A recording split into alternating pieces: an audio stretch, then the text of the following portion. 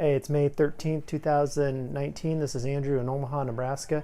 Today I'm putting together these simple pocket holsters for small CCW handguns. And this one is a 25 caliber, and then this one's out of made around an LC9. What I'm using is Hermann Oak 7 to 8 ounce tooling leather. I'm just going to have this be two pieces of leather stitched together. There's going to be no liner because these are small CCW holsters. I want to make sure that they have the thinnest profile possible. I'm just putting the stitch lines in with my awl on the piece that's going to face the outside, because that's the side that's going to be facing up when I'm sewing on the sewing machine.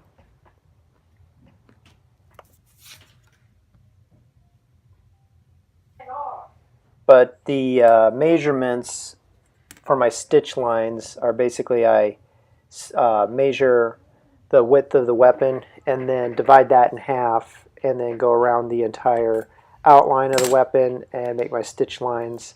And so far that method has worked pretty well on every holster I've made. Now I'm just using the two-sided sticky tape to hold the holster together temporarily, and then I'm going to head over to the sewing machine.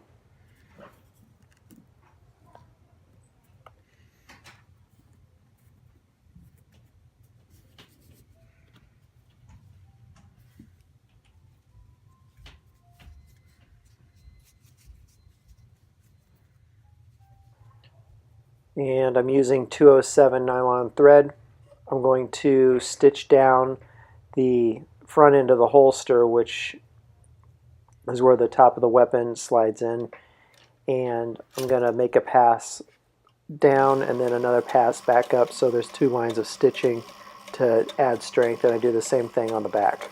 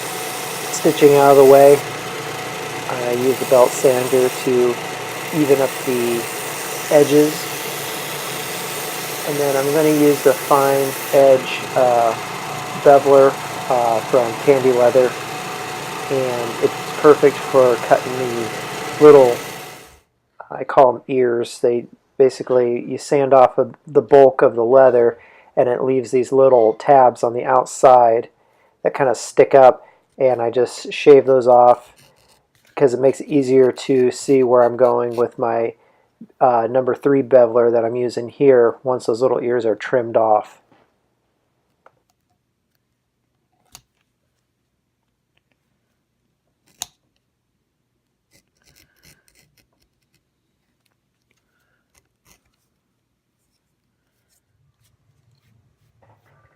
Now that the beveling's finished all the way around, and I'm going to go all the way around the holster with 220 sandpaper, get a nice round edge going all the way around, and then I'll come back and start wet sanding with 400 grit.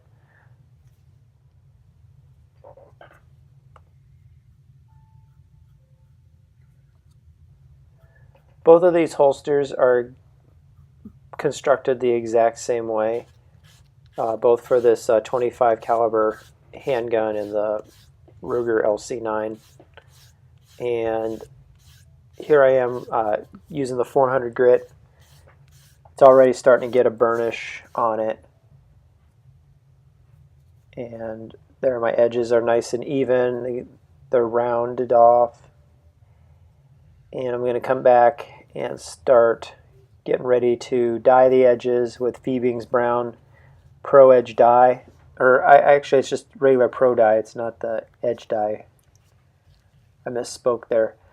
But I'm just going to use this wool dauber to apply it. I used to try to do this with a paintbrush and a dye applicator pen, and it just takes forever. So I've just been practicing, trying to keep my hand as steady as possible with the wool dauber, and if you can keep your lines straight, it makes really short work of this step.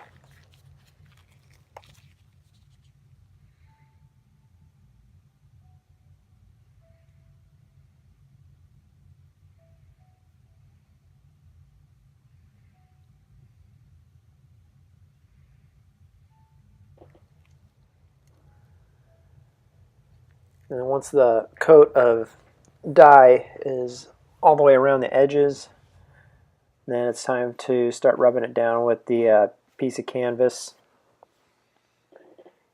And this is the part where the edges really shine up and look nice. Both of these holsters I finished with olive oil. All that is cheap olive oil I got at the grocery store. And I was using neat's foot oil a lot. However, I kind of like using the olive oil now. It's easy to obtain since it's right down the street at the grocery store. There's no odor or anything with it, and it seems to leave a nice finish on the leather. Once the olive oil has been placed on both sides, and I just let this holster sit in the sink for a few minutes and let it soften up. Then I opened it up and got ready to wet form it.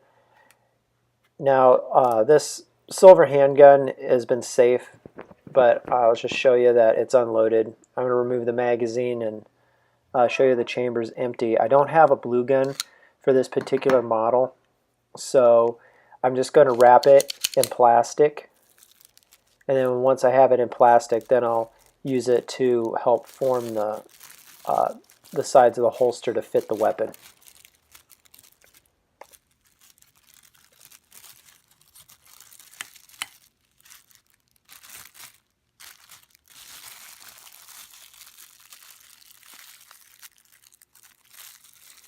This is actually the first time I've used this method for wet forming on a holster, where I wrap the plastic around the weapon. It seemed to work pretty well.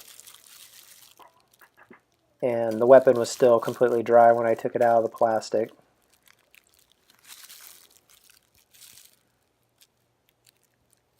But I did not leave the weapon in there overnight or anything. I just let it get the form up, left it in there for a few minutes, then removed it and let the holster dry up on a peg on my pegboard.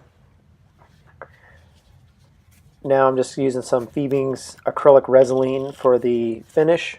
I used it on both holsters.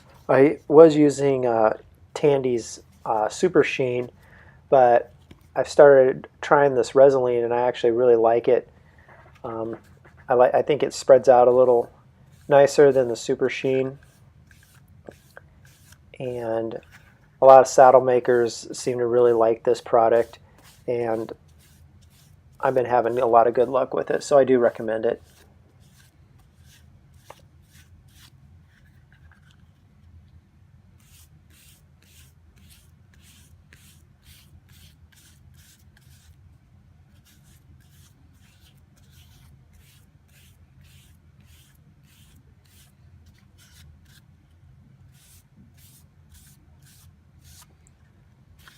Now you'll be able to see the two holsters kind of side by side here, one under the other actually on these pegs to dry after I applied the resin. And this is going to be the one for the LC9. You're going to see how it's made to be placed in your pocket for a CCW permit holder, and helps conceal the handgun as much as possible, but you can still draw it out and the holster kind of maintains its shape.